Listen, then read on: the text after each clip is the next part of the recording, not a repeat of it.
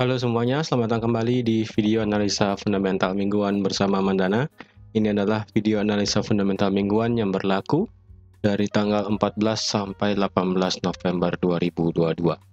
Seperti biasa, jika teman-teman suka dengan videonya, teman-teman jangan lupa like dulu videonya, subscribe bagi yang belum subscribe, hidupkan lonceng, dan di-share ke teman-teman yang lain yang sekiranya memerlukan analisa fundamental pada minggu ini dan yang sekiranya ingin tahu yang terjadi di minggu lalu dan kemungkinan akan terjadi di minggu ini. Oke, langsung aja kita lihat untuk fundamental yang kemarin ya, dari tanggal 6 sampai 11 kemarin. Itu kalau dilihat selama satu minggu kemarin itu kita ada beberapa hal yang mengejutkan ya. Terutama sih yang paling mengejutkan itu adalah bisa dibilang hasil daripada ini Kongres election dari Amerika yang membuat USD itu drop. Lalu selanjutnya ada angka CPI dan juga unemployment claim, lalu juga ada di GBP itu ada GDP-nya ternyata hasilnya minus ya. Dan bisa dipastikan berarti Inggris itu mengalami resesi, bisa dikatakan seperti itu. Dan di sini consumer sentiment di Amerika sudah mengalami gejala penurunan ya, dari yang sebelumnya 59 sekarang ke 54. Dan sekarang bisa dikatakan hampir mendekati level 50. Which is itu jelas sih sebenarnya. Jadi kemarin yang akan saya bahas dulu yang pertama adalah tentang, ini saya nggak bahas ya tentang pemilu yang ada di Amerika ini karena saya nggak paham politik juga. Jadi di sini saya bahas dulu mengenai inflasi karena kemarin kayaknya ada yang masih bingung ya tentang inflasi kemarin. Jadi di sini kan inflasi yang sudah saya katakan itu di analisa XAU USD hari Jumat kemarin ya, itu sudah saya katakan juga kalau angka inflasi di Amerika itu sekarang sudah turun ya. Dan ekspektasi yang dirasakan untuk di investor pada saat hari Desember, kapan ya tanggalnya saya lupa, coba ya, Desember tanggal 15 ya, diperkirakan itu suku bunga hanya naik sebesar 50 basis point, karena kalau sekarang kan suku bunga Amerika itu adalah 4% ya, sekarang 4%, dan kemungkinan nanti pada saat bulan Desember itu hanya naik menjadi 4,5%. Jadi kenapa USD itu drop walaupun inflasinya itu masih tinggi ya, masih di Amerika kan masih di atas 2% level dari toleransi ya daripada The Fed ya kan. The Fed hanya mentoleransi inflasi tahunan itu hanya sebesar 2%. Tetapi apa yang terjadi? Ternyata yang terjadi adalah inflasi saat ini kemarin itu peaknya mencapai puncak tertinggi itu di bulan Juli 2022 yaitu sebesar 9,1. Nah, semenjak angka inilah The Fed langsung pada saat setiap rapat itu menaikkan suku bunganya sebesar 75 basis point dan sudah sebanyak 4 kali. Ya, bayangkan dalam 4 kali pertemuan The Fed sudah menaikkan suku bunga sebanyak 4 kali dari yang sebelumnya itu hanya 0% ya. 0 atau minus 0,1 itu awal saya lupa. Itu dan sekarang sampai di 4%. Berarti kan sudah 75 sebanyak 4 kali seperti itu. Dan apa yang terjadi? Dari yang inflasi puncak sebesar 9,1 ini perlahan-lahan turun menjadi 8,5, 8,3, 8,2 dan sekarang menjadi 7,7. Dan nanti di Desember itu karena diperkirakan hanya akan naik sebesar 50 basis point, which is itu tetap naik ya, tetapi sentimen dari masyarakat itu berpandangan bahwa di tahun ini The Fed sudah mulai ngerem dalam artian menaikkan suku bunganya, karena dilihat dari data NFP kemarin angka pengangguran sudah mulai tinggi dan angka inflasi sudah mulai turun. Nah, itu merupakan resiko yang harus dihadapi The Fed ketika suku bunga dinaikkan. Jadi kemarin itu ada yang bingung, maksudnya adalah inflasi itu masih tinggi, jadi sebenarnya demand untuk USD itu rendah. Nah sebenarnya tuh gini, maksud dari inflasi itu ketika harga barang-barang naik, ya contoh kayak teman-teman beli mie deh, setidaknya beli mie, beli nasi goreng itu yang dulunya awalnya mungkin 10.000 dapat satu bungkus, terus sekarang tiba-tiba ketika inflasi naik itu menjadi 12.000. Nah itu kan berarti kan harga bahan pokok naik, semuanya naik seperti itu. Nah cara menanggulangi supaya inflasi itu turun, inflasi itu maksudnya adalah ketika jumlah uang yang berada di masyarakat itu terlalu banyak, ya. Banyak nggak apa-apa, tapi jika terlalu banyak itu tidak bagus, ya. Jadi ketika jumlah uang yang beredar di masyarakat itu terlalu banyak, berarti kegiatan ekonomi itu memang bagus, ya. Jadi uang di sini itu bisa dikatakan sebagai pisau bermata dua. Maksudnya pisau bermata dua itu adalah yang pertama, ketika jumlah uang beredar itu banyak, bagusnya adalah perekonomian itu memutar dengan cepat, pertumbuhan ekonomi itu cepat banget. Teman bisa lihat di Indonesia sendiri ketika dari tahun 2020 pada saat pertama kali kita dinyatakan resesi akibat adanya COVID, itu kan langsung pemerintah langsung memberikan stimulus bantuan dan sebagainya, dan itu digunakan untuk menopang pertumbuhan ekonomi, untuk memutar lagi sekali perekonomiannya yang macet akibat COVID, ya kan? Dengan itulah Bank Sentral menurunkan suku bunganya, uang itu dilempar lagi ke masyarakat supaya teman-teman tuh ayo belanja, ayo tumbuh lagi gitu kan. Nah, ketika orang itu sudah bisa belanja lagi, ya, sudah bisa belanja, sudah bisa beli apapun yang dia mau, pisaunya di sini yang dimaksud adalah dari produsennya, ya. Produsen di sini tidak siap dalam artian untuk produsen suatu barang itu tidak siap dalam menerima banyaknya permintaan dari market, ya.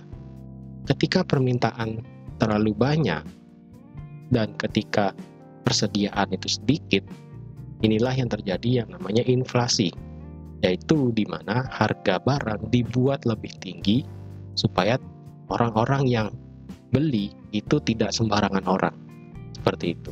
Jadi ketika produsen di sini tidak bisa untuk menselaraskan permintaan dari market, maka jalan satu-satunya adalah menaikkan harga. Mungkin dari yang sebelumnya saya bilang tadi, nasi goreng 10.000, banyak yang bisa beli, terus yang pada akhirnya bumbu-bumbu itu dari pabrik-pabrik itu kewalahan dalam bikin bumbu gitu misalnya, akhirnya harga bumbu dinaikkan.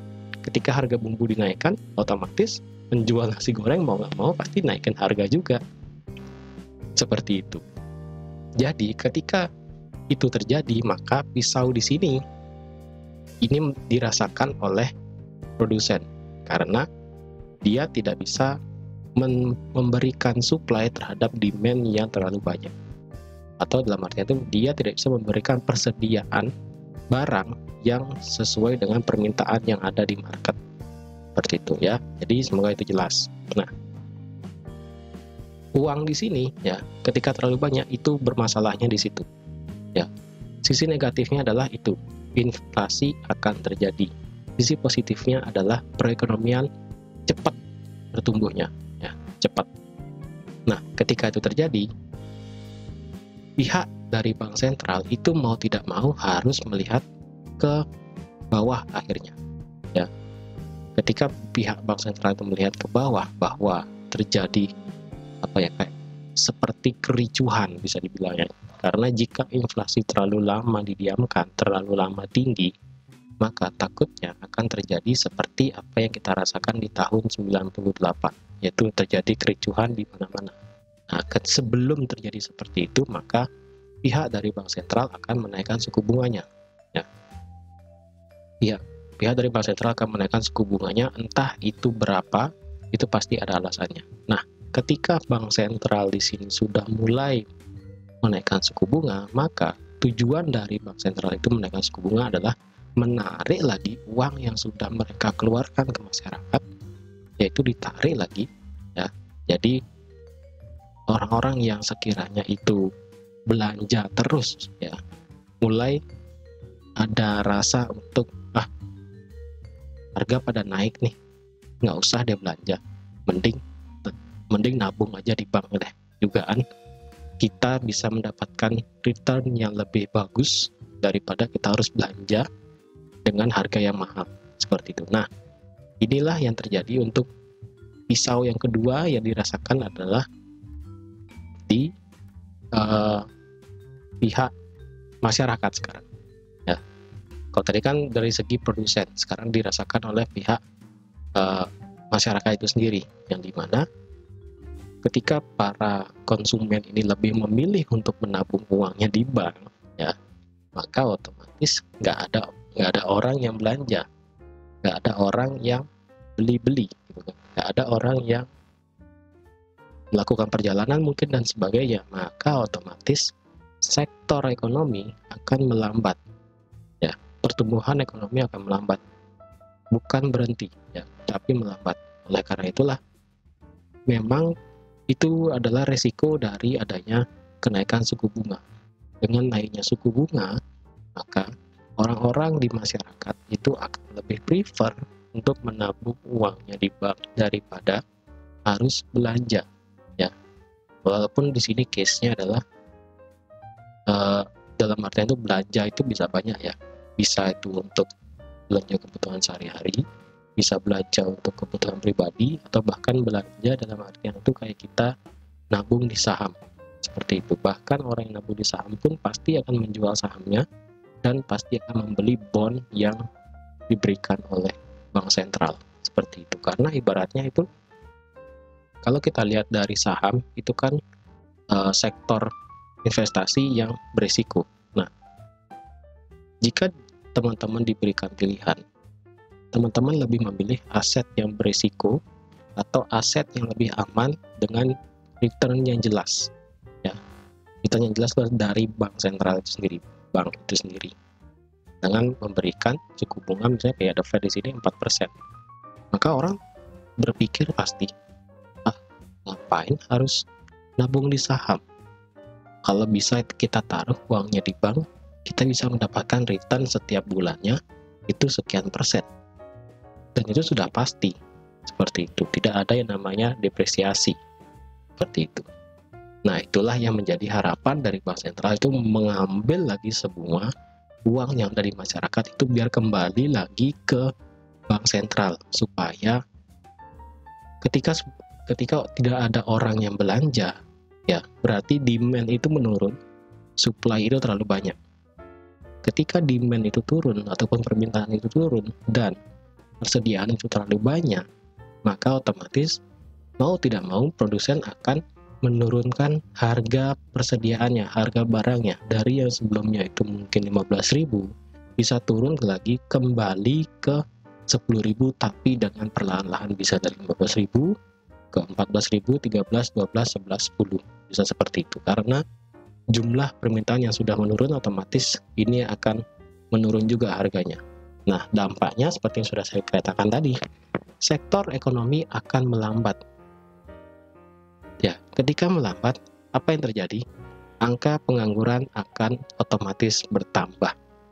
Akan terjadi yang namanya pemecatan hubungan kerja, adanya PHK, adanya ya dirumahkan dan sebagainya, itu merupakan risiko.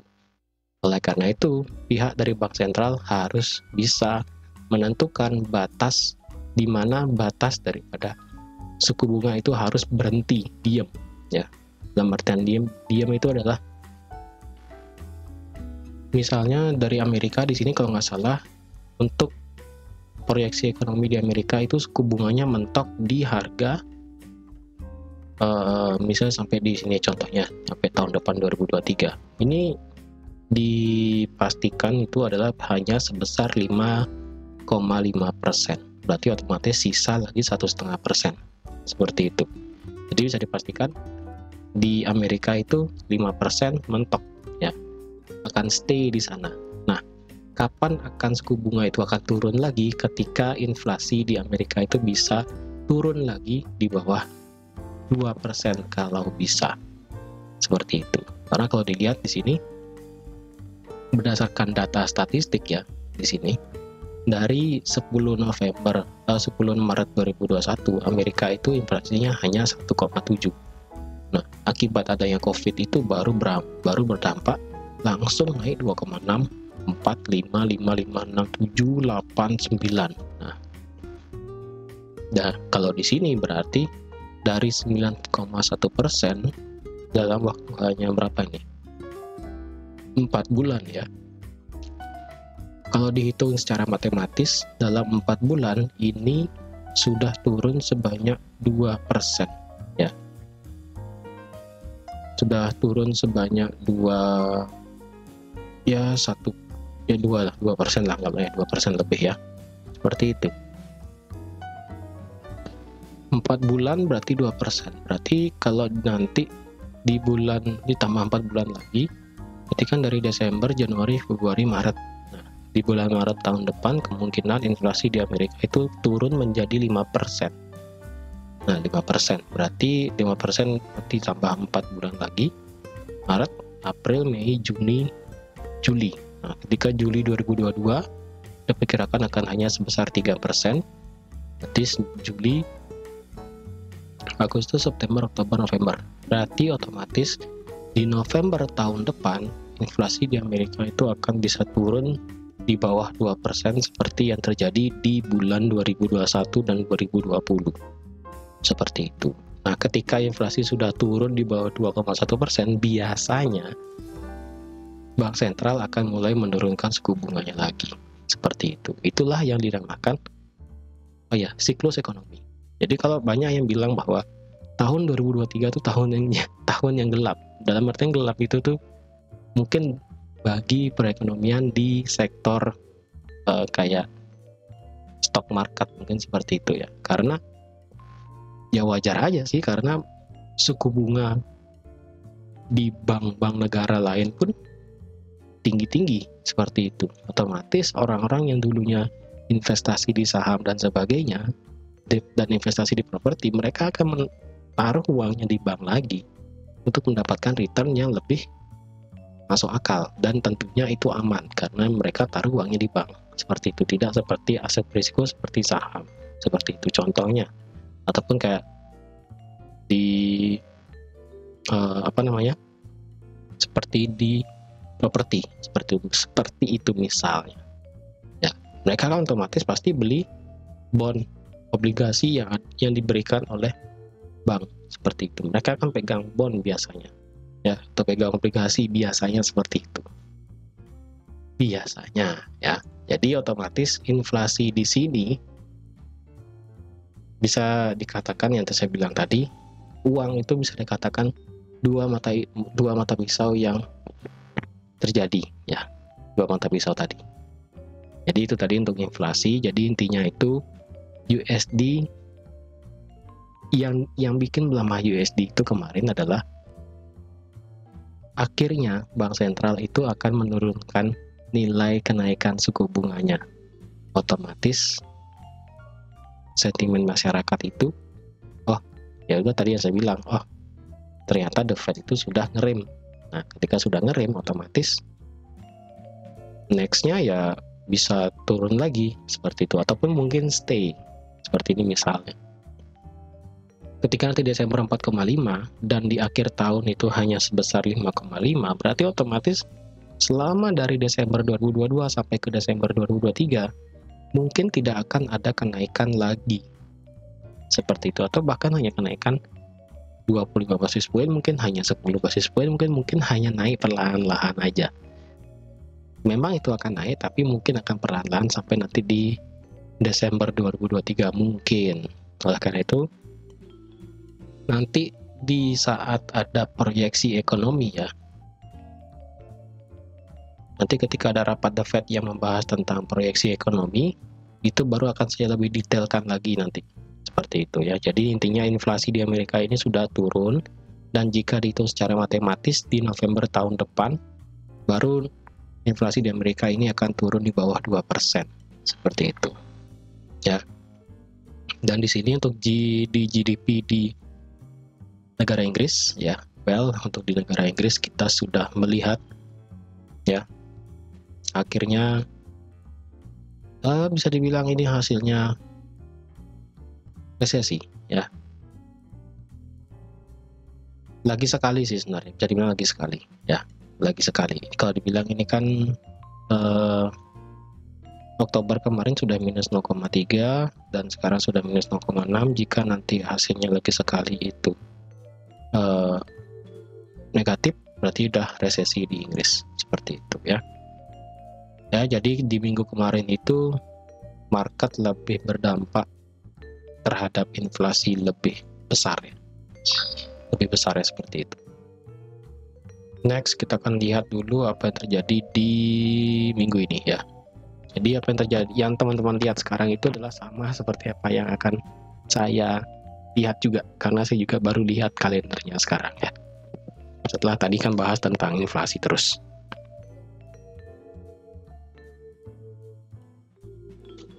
Jadi kalau dilihat di minggu ini ya, minggu ini dari tanggal 13 sampai 18 November 2022,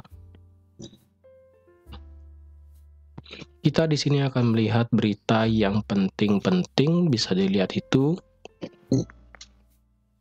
Ini yang pertama ada RBA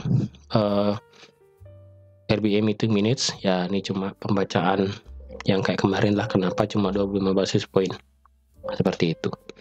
Tapi ini dimulai dari hari Selasa ya. Kalau dilihat hari Senin nggak ada berita sih ya.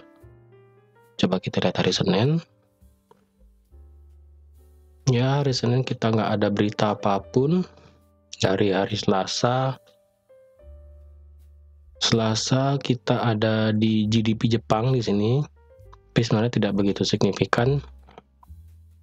Yang lebih penting adalah RBA meeting minutes di sini. Dan di sini ada, selain ada RBA meeting minutes, di sini juga ada Clement Count Change dan Average Earning Index. Ini seperti data NFP tapi ini di negara Inggris ya. Lalu berikutnya ada PPI dan Empire State Manufacturing Index ya. Jika nanti di sini manufacturing indexnya bisa keluar tidak minus ya, itu berarti Amerika masih bisa bertahan di angka 4% dari suku bunga di Amerika ya, seperti itu. Ada G20 meeting juga ya, terus ada Jerman economic sentiment. Economic sentiment di Jerman ternyata masih pesimis karena akibat daripada inflasi di Eropa juga masih tinggi ya kan. Lalu next kita akan lihat inflasi di hari Rabu. Ini ada ini ada yang penting ya. Di hari Rabu kita ada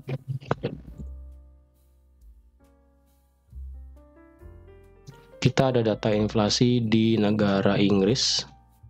Ya, ada data inflasi di negara Inggris di sini yang diperkirakan dari yang sebelumnya 10,1 10,5. Ya, di sini kita nggak tahu sih apakah di sini akan keluar di atas 10,5. Tapi saya rasa sih di sini apa yang dilakukan oleh BOE mungkin tidak akan begitu banyak ada pergerakan, karena dari Inggris sendiri juga sudah mulai masuk resesi, inflasinya masih tinggi. Ya, kembali lagi itu akibat daripada, ya bisa dikatakan itu bisa saya bilang ya, dari Boris Johnson mengundurkan diri sebagai Perdana Menteri, lalu Ratu Elizabeth meninggal dunia, lalu ada juga berita mengenai Kwasi Kwarteng kemarin, lalu sekarang ada Perdana Menteri Rishi Sunak yang baru. Di sini pokoknya di Inggris itu sedang kacau banget politiknya. Ketika politiknya kacau, otomatis itu akan berdampak juga ke ekonominya sendiri. Nah, di sini mungkin ini saya belum, nanti di minggu depan ketika berita ini keluar nanti akan saya bahas juga. Lalu dari Rabu kita juga ada di angka inflasi di Kanada. Ya, di Kanada diperkirakan akan sudah turun. Dan di malam hari kita ada core retail sales dan retail sales dari USD. Lalu di sini kita ada BOE, apa ini ya? BOE Financial System Review, Monetary Policy Report Hearing dari Governor Bailey speak. Oke. Well, di sini juga ada speak juga di sini untuk di Lagarde. Di hari Kamis kita ada employment dan employment rate di Aussie. Di malam hari kita ada Philly Fed Manufacturing Index dan employment claim seperti biasa. Lalu di hari Jumat kita ada retail sales dan existing home sales. Jadi kalau di minggu ini saya lebih prefer untuk menunggu. Mungkin di sini saya lebih suka trading di minggu ini ya. Kalau minggu ini lebih di Aussie, GBP, USD tentunya, dan udah deh, itu aja ya. Berarti di minggu ini teman-teman yang trading di Aussie, GBP, dan di USD harap berhati-hati. Tapi untuk di USD saya rasa tidak akan begitu ada dampak ya, tapi itu nggak tahu lagi sih, kan balik lagi ke market. Tapi kalau di sini untuk yang di USD ada yang merah itu cuma di satu ya. Biasanya di sini yang berpengaruh nih manufacturing index ya, lalu ada manufacturing index lagi, dan juga ada core dan retail sales di sini. Jadi otomatis di minggu ini USD ada di hari Selasa, Rabu, Kamis. Dah itu aja berarti. Dan di hari Jumat, hari Senin kita nggak ada apa-apa. Ya, jadi sekali lagi yang trading di minggu ini di Aussie, GBP, dan di USD harap berhati-hati, terutama di Kanada lagi satu ya.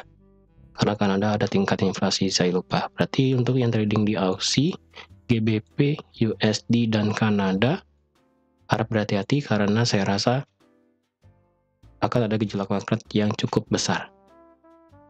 Terutama untuk di GBP dan di Kanada untuk di minggu ini. Oke. Jadi sekian aja untuk analisa fundamental pada minggu ini. Terima kasih sudah menonton video ini sampai habis. Terima kasih juga sudah like, share, dan subscribe juga. Dan sampai jumpa di analisa fundamental mingguan minggu depan. Bye-bye.